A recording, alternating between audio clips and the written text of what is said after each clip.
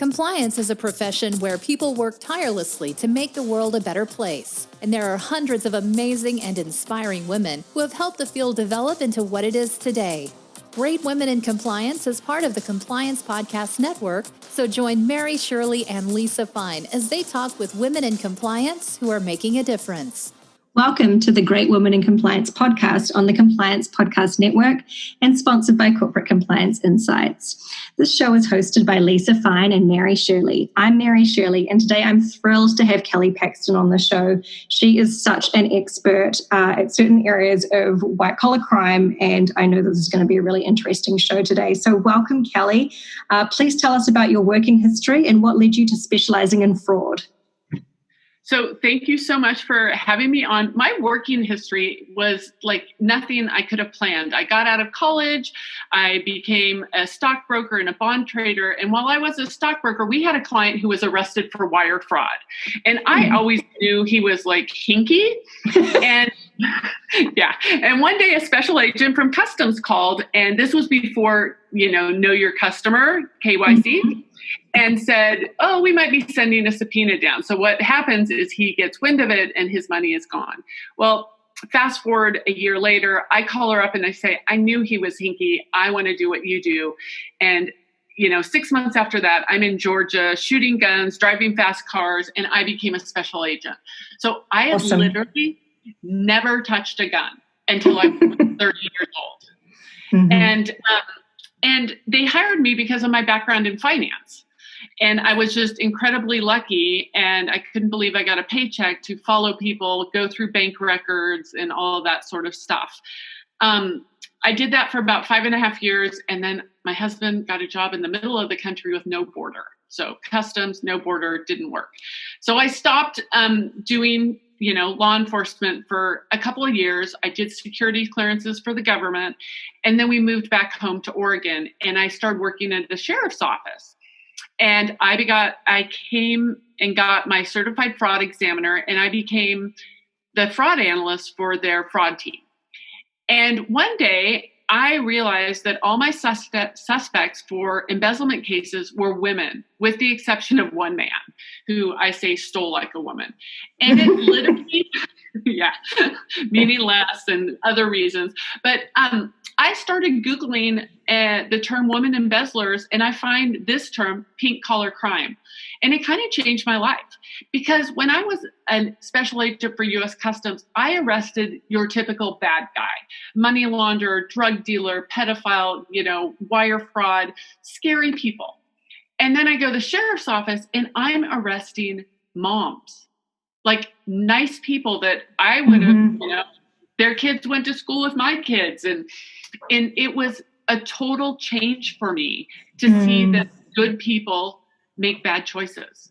And so I find the term pink collar crime that Dr. Kathleen Daly popularized in 1989. And I got the domain name, I think in 2010.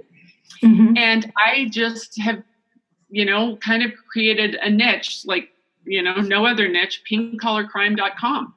And that's kind of how I got to where I am. That's awesome. And what I love about your story is that right at the beginning, you set your sights on something and you didn't sort of give yourself time to doubt or hesitate. Like you weren't doing research about how to do customs and border patrol. You basically just said to a person, I want to do what you do. And you immediately outlaid what you wanted and then set about the course of going to get it. So I think that's an awesome story and really interesting work. Thank you for sharing that. Oh, that's nice. I mentor a lot of people getting into the fraud field, and I tell them, pick up the phone, send an email, send a LinkedIn connect. The best things that have happened to me have been from me reaching out and not being scared to do it. Yeah, I totally agree. And I think that's been a theme that we've had on the show before, is when you want something, it seems so common sense, and yet not everyone does it, is to simply tell someone who can help you what it is that you want. Absolutely. Yeah. Awesome. And you mentioned good people make bad choices. And I think I've seen some work of yours before where you've mentioned that honest people steal as well. Will you tell us a little more about that? So, yeah, you have the fraud triangle, which consists of opportunity, pressure, and rationalization. Mm-hmm. And, you need all three parts of it in order to commit fraud. And most people assume that it's opportunity is the easiest part to control. Pressure is not so easy to control. And rationalization, you can control a little bit, tone at the top. Mm-hmm. But I couldn't get out of bed in the morning if I thought that everyone was out to steal.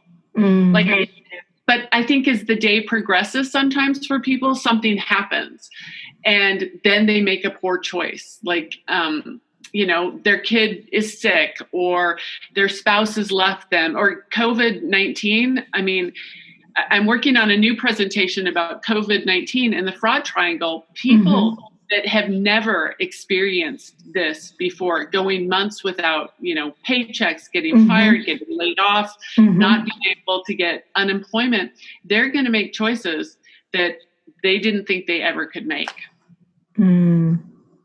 So, yeah, that's interesting. And you're an expert on pink-collar crime, and you've just mentioned that. Will you please share a little more detail on what this is and what defines it as a distinct subset of white-collar crime? Absolutely. So Kathleen Daly, who is actually in Australia now and doesn't do this specific type of work anymore, wrote about it in Criminology magazine in 1989. And the definition is lower-level employees, primarily women, who steal from the workplace, petty amounts. So it's the offense, not the offender. And while most people assume I'm talking about women committing crime, it's more the position. But in the United States, 90% of bookkeeping positions are, taken up with women. So I'm known as the fraud hashtag queen. And one of mine is it's position, not gender. But when, and most people have an issue with my title, pink collar crime, are women. And I always make it very clear. I want women to succeed more than anything. And the problem is women are in the lower level positions. So until men get pushed into the lower level positions, women are going to continue to commit pink collar crime, which is also known as I say, garden variety embezzlement, asset misappropriation as a trusted employee from a business. So women are just in those positions, and it's the one crime women really excel at. Interesting. And we know that women tend to defraud or embezzle organizations of less money than men typically do. So, in fact, the glass ceiling is everywhere. Do women typically have different rationale for committing fraud or embezzlement than men do? Well, according to a recent Pew research, over 40% of women are now the primary breadwinners in, the United States. So women now have the same pressures that men have had for generations. And what's interesting is in COVID-19, more women have lost their jobs than men because more women are in service type positions. And those were the jobs that, were first to go. Exactly. So the ACFE, the Association of Certified Fraud Examiners, does a report to the nation every 2 years, and women are more likely to have a true pressing financial need than men when they start embezzling.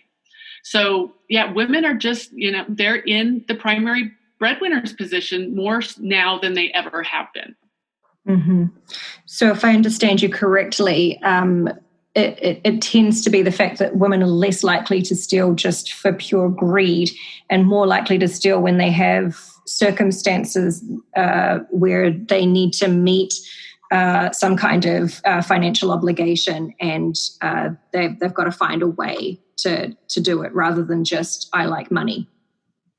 Yeah, but there is a little bit of a caveat, and this is anecdotally, that they may initially steal for that financial need, but then they kind of find out that they kind of like the lifestyle.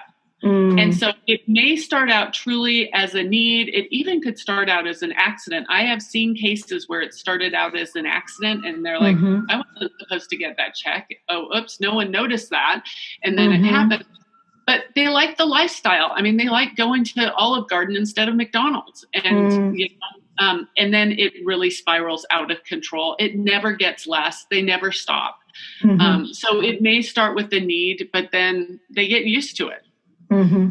Yeah, that makes sense. I think it's easy to get accustomed to nice things. Yeah. Awesome. So we know that a red flag for corruption can be when officials have material possessions that do not seem to align with their expected salary. And similarly, the biggest indicator of fraud is someone living beyond their means. What are the other red flags that you tend to see in fraud cases that compliance officers should watch out for? Sure. So one of the things, I like to call them pink flags when it's pink collar crime, but makes sense. One of the things, and you might be surprised, is no vacations. So if an employee isn't taking a vacation, and actually there's been several big cases, but one was Bernice Geiger, who stole $2.15 million from her dad's own bank in the 1950s. And when she was arrested, allegedly, I heard this on Freakonomics. I haven't been able to validate it, but I'm pretty sure they do good work. She was exhausted. Why was she exhausted? Because she couldn't take any vacations. So she goes to prison for 5 years. She gets out of prison, and allegedly she went and she worked for the government agency, which we now know as the FDIC. She consulted for them, and she looked at people who didn't take vacations. And I've had cases where I had a dentist who 6.5 years, her office manager had taken 1.5 days. And the dentist was so sweet. She's like, well, she was dedicated. And I'm like, she's not dedicated. She's covering her tracks. Yeah. So the no vacations is, that's banking makes you take 2-week vacations. And the younger generation likes to take microcations, which are like 2 or 3 days. It needs to be more than a week. Because if you're gone for 2 or 3 days, is anyone going to cover your work? Most likely not. But if you're gone for a week to 2 weeks, people need to cover your work. And that's when things are found out, that errant check, that vendor that's not in the system. So yeah, vacations is something to definitely look for. Yeah. Yeah. And just to, I guess, belabor the point. So that is because when you give up your position for a period of time so that someone else needs to cover for you, it means that they're likely to uncover things that you've been trying to hide and that you've been successful in hiding because of the lack of oversight from anyone else being privy to the systems that you have in place or the transactions that you've been doing. Is that correct? Yes, very much so. Yeah. Okay. Excellent. And in your type of role, conducting investigations is obviously a critical part of your skill set. What is your approach and what is your top tip for compliance officers conducting investigations? I'm going to say empathy. And, most of the people, again, we're going to X out the psychopaths, the narcissists, but most of the people have tremendous guilt over what they've done. And you need to be empathetic and you need to allow them to confess. And you can see it. They're physically relieved when they are, allowed to confess. So you need to build that rapport. You don't need to pound on the desk. They're humans. At the end of the day, they're humans. And like I said, these aren't generally scary people. They're nice people who made a bad decision. And so I had a boss and I finished an interview one time and, he heard us laughing during part of it. And when the guy left, my boss is like, why was he laughing? And I'm like, well, first off, he was innocent. And second off, like, he's going to be my source. And there is no need for me to make him cry. And my boss was ex-federal law enforcement. And he's like, I love to make him cry. And I'm like, it doesn't make anyone feel good to make someone cry. You need to be empathetic. They're humans, So. Yeah, I think that's a good approach. I certainly support that. And what are some of the increased fraud risks that COVID-19 has exposed companies to, and how should we adjust our approach to risk assessments in a post-peak COVID-19 world? So again, back to the fraud triangle, you have opportunity, pressure, and rationalization. And, a lot of times it's like, maybe you can control the opportunity, but there's no pressure. Like, your employees are being paid well and there's no rationalization. Well, in this COVID world, or post-COVID world, you're looking at opportunities. People are working from home. So maybe, a business has allowed employees that normally wouldn't get purchasing cards or credit cards. They're like, get this and buy what you need to set up work from home. And they forget that they gave access to, credit cards. Or maybe one of your clients needs to pay you with a different bank account for some whatever reason. And you forgot that you opened that bank account. And 6 months down the road, the accounts payable person realizes, oh, we've got that extra open bank account. I can start, funneling money through that. So definitely as a business, you are going to want to keep track of any sort of lack of control that you've instituted so your employees can work from home. And I saw a great article about that, was that, everyone's been just in the last 2 months, just get it done. But the just get it done there's going to be holes in the system. And then you also, as part of the fraud triangle, you have pressures. And some people have pressures now that they never had, they never foresaw. I mean, you think of some medical offices. I have a neighbor who's a doctor. And he's not being able to book his time like he's been able to. You would never think of a doctor in his specialty being financially strapped. But, they're not booking as much. They're not able to do procedures as much. And they still have quite a bit of overhead. So there are industries that people would never have thought that they would have been laid off or furloughed. And it has happened. So those pressures, the financial pressures are, we're going to see a tsunami of them. Yeah, that makes sense. And Kelly, before we started recording this episode, we were chatting and you mentioned having some prison pen pals as part of your research. Will you share with us some of the observations and insights of that type of experience? Sure. So I've written to women in prison that have been sentenced for embezzlement, and just sort of 10 questions, how did it happen? Has it ever happened before? It's kind of along the line of Eugene Soltis's book, Why They Do It. And one of the things of the women that did respond to it is that they didn't ever say that, two wrongs make a right, but there was always a little bit of a tone at the top issue. You could tell there was a tone at the top issue. And actually, I have a colleague who is a data sleuth scientist, and she downloaded, a company's, all their bank records. And as she was going around with the boss saying, okay, this department is in charge of this, and she gets to his administrative assistant. And this is what the boss says to my friend: don't pay any attention to her. She's too stupid to steal from me. Guess who stole from him?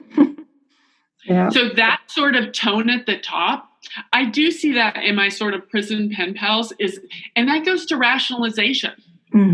Absolutely goes to rationalization. If you're treating your employees like that, they're not going to feel so bad that first time they steal from you. So there has been, some of that. I had one woman who she stole over $8 million. And I asked her specifically about tone at the top. And she said that, again, two wrongs don't make a right. But she said there were definitely issues. It was a large family business. And, the thing is these employees that are kind of in the weeds, they see everything that's going on.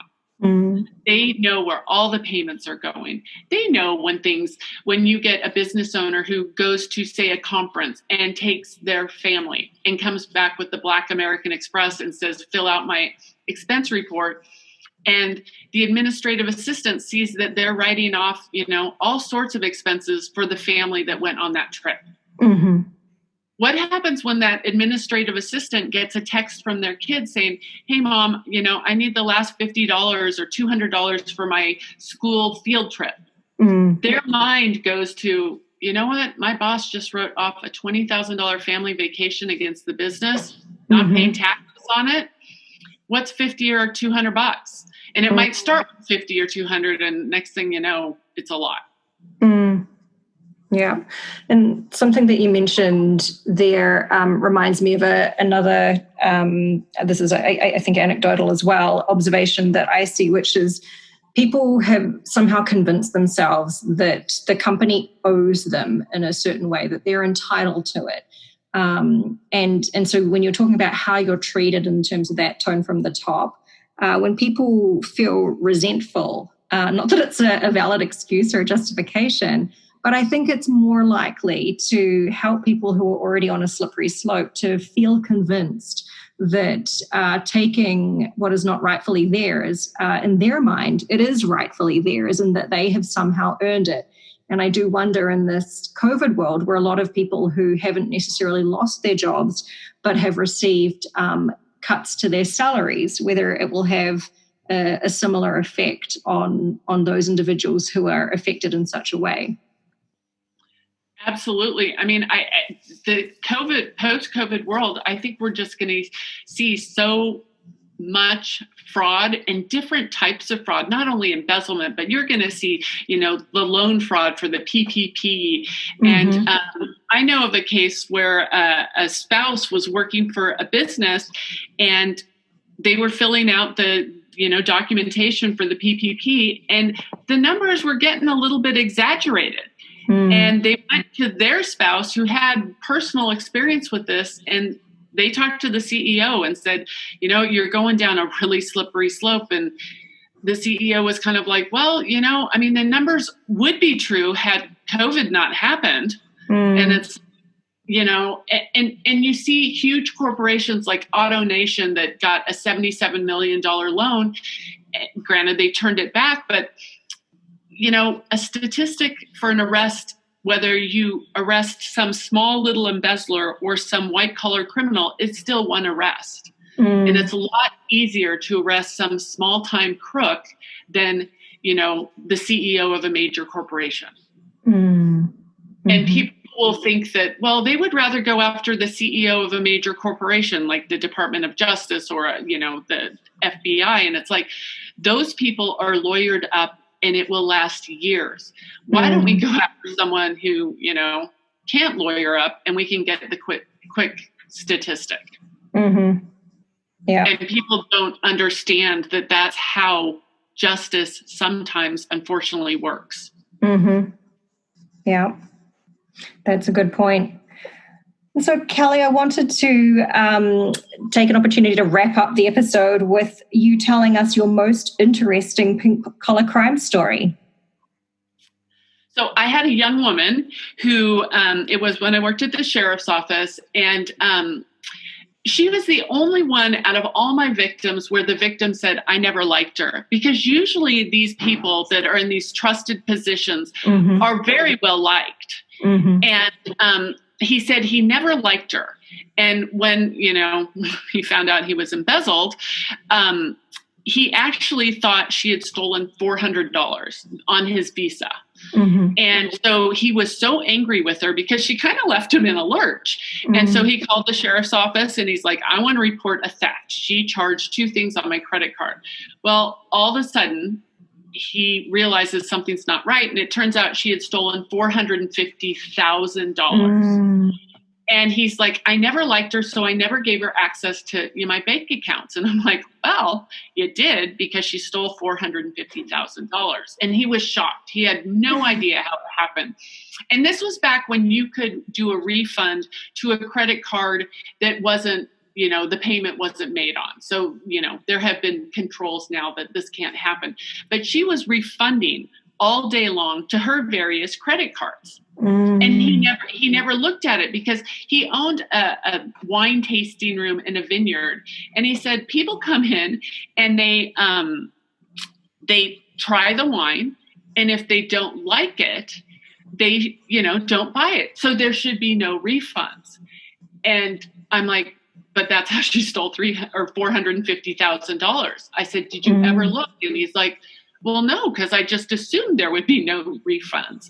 And so she had quit the job and moved over, a couple hours away and started stealing at the next place.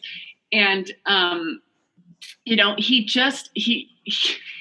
was so shocked because he thought he had put in the control. And that's where I get a lot of businesses, like I sign all my own checks, that people can still steal from you. Your employees can still steal from you. They can set up a false vendor. There's lots of ways, but so many business owners are convinced that as long as they sign their own checks, they can't be stolen from. And her name was Tiffany. This is all public record. She showed the business owner that you didn't need to have, the checkbook to actually steal. Yeah. It was a fascinating case. Yeah, and this leads me to another question. You may not have an answer for me, but in case you do, you just mentioned that typically the people who are stealing are considered to be very nice and well-liked. Do you ever hear people saying, I can't believe it was her, she's the last person I would have expected, that kind of thing? Oh my gosh. So every night I go to bed with a Google alert on embezzlement. And so it shows me new stories with embezzlement. And I can't tell you how many times the business owners have been, I can't believe it was her. I would have never thought it was him. And so I kind of like, it's not really a joke, but I kind of say that I'm a fraud therapist because people don't think it's going to happen to them. And when it happens to them, I always tell them, you can replace the money. You can sell more widgets. You can, bill more time. But the problem is that the breach of trust is just devastating to them. It's devastating personally. It's also devastating. They're like, how did I not see it? So then they start to question so many other things. So I'm helping a business that $500,000 had been stolen recently, and they found me, and it's taken about a year for her to recover just, mentally from it. And she saw one of my blog posts, is you need a therapist. And I actually got this from a victim. And because I put together a slide that said, these are your fraud team members, and, a lawyer, a CFE, computer forensics, and this nice woman who had been embezzled to the tune of $1 million. She goes, can you add therapist? And I kind of looked at her, and she said this was the most difficult thing in 30 plus years of marriage she and her husband had been through. The most difficult thing, because there was finger pointing. He's like, how did you not see it? And she's like, how did you not see it? So that breach of trust, people meet me and find out what I do. And they're like, so I have a friend, and they want to tell me their story. It's like this secret society, and they literally never forget it. And Kelly, you mentioned the embarrassment there, and I think people are almost shocked with themselves retrospectively that they've allowed, if you will, themselves to be put in the situation where they've been taken advantage of. And we've discussed previously that perhaps this can have an impact on reporting. I hear that fraud is very underreported, and I think you've got a good statistic on that. Will you share it with us? Sure. So, statistics can say anything, but this is a statistic that I hear pretty regularly. Only 15% of all embezzlement cases are turned over to law enforcement for prosecution, which is just, so basically, are you the, 2 out of 5 people that actually go to law enforcement? And there's lots of reasons for that. I mean, shame and humiliation, but also, you have to turn your books over to law enforcement. And there's a lot of businesses that aren't quite comfortable with that. I've also had, off the top of my head, one victim who, when she confronted the suspect said, I'm going to turn you into law enforcement because I know you write your expenses off against the business. No. And luckily the business owner is like, fine, call the IRS. I don't care. She called her bluff. But some business owners are just kind of like, well, you know what, let's call it good and don't ever call me again. Mm-hmm. And, I'm not going to give you a good reference or anything like that, but we're just going to call it good. Disappointing, but understandable how that can come about. Yeah, I had a case recently where a nonprofit was actually ripped off. They realized it after they had heard my presentation. And yeah. And their attorney said, because it was a nonprofit, we don't think you should prosecute because your donors are not going to be happy. And I was just, it happens. I always want my victims to prosecute. I do understand why they don't, but it's always, there's a little bit of sadness in me when they don't prosecute because, once you get away with it, even when I say honest people steal, once they get away with it and they don't get caught, it's just so much easier the next time to do it. And then they become serial embezzlers. Yeah. Well, Kelly, this has been super fascinating. I'm so glad that you agreed to come on the show and speak with us, and really appreciate your expertise, because a lot of us in compliance, we just kind of dabble in this area when it comes up and aren't super entrenched in it. So this was really interesting to me, and thank you so much for your time and expertise.